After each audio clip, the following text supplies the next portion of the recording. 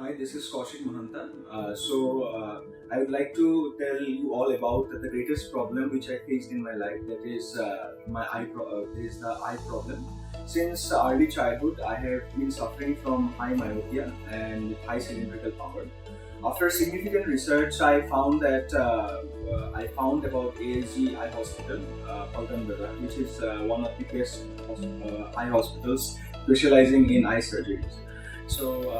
Thereafter, I came to this hospital, and my case was referred to Dr. Vikas Jain, who asked me to undergo ICL surgery. And successfully on the 4th of April, I underwent ICL surgery under the supervision of Dr. Vikas Jain. Thereafter, the greatest transformation which I have seen is that I have been able to see the world without any blurriness and with confidence. And my power, it was quite high before, that is -9 and -10, and now it has been reduced to almost 0. I have almost 6/6 vision, which is a really great transformation.